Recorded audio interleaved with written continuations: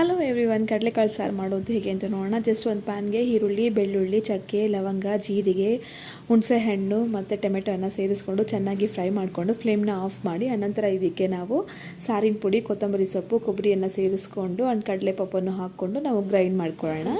ಈಗ ಒಂದು ಕುಕ್ಕರನ್ನು ಇಟ್ಟು ಅದಕ್ಕೆ ಎಣ್ಣೆ, ಸಾಸಿವೆ, ಕರಿಬೇವಿನ ಸೊಪ್ಪು, ಬಾಡಿಗೆ ಮೆಣಸಿನ್ಕಾಯಿ, ಈರುಳ್ಳಿ, ಹಿಂಗು, ಟೊಮೆಟೊ ಎಲ್ಲವನ್ನು ಸೇರಿಸ್ಕೊಂಡು ಅನಂತರ ಇದಕ್ಕೆ ನಾವು ನೈಟ್ ಇಡೀ ನೆನೆಸಿಟ್ಕೊಳ್ತಕ್ಕಂತಹ ಕಡಲೆ ಕಾಳನ್ನು ಸೇರಿಸ್ಕೊಂಡು ಅನಂತರ ಇದಕ್ಕೆ ಬದನೆಕಾಯಿ, ಅರಿಶಿನ ಮತ್ತು ಉಪ್ಪನ್ನು ಸೇರಿಸ್ಕೊಂಡು ಚೆನ್ನಾಗಿ ಫ್ರೈ ಮಾಡ್ಕೊಬೇಕು. ಅದರಲ್ಲಿರ್ತಕ್ಕಂಥ ನೀರಿನ ಅಂಶ ಎಲ್ಲ ಬಿಟ್ಕೊಂಡು ಹಸಿ ವಾಸನೆ ಎಲ್ಲ ಹೋಗಬೇಕು. ಆನಂತರ ನಾವು ಮಸಾಲೆಯನ್ನು ಸೇರಿಸ್ಕೊಂಡು ಕನ್ಸಿಸ್ಟೆನ್ಸಿ ನೋಡಿಕೊಂಡು ನೀರನ್ನು ಆ್ಯಡ್ ಮಾಡಿಕೊಂಡು ಒಂದು 2 ವಿಜಿಲ್ಸ್ನ ಕೂಗಿಸ್ಕೊಂಡ್ರೆ ಕಡಲೆಕಾಳು ಸಾರು ರೆಡಿ ಆಗುತ್ತೆ.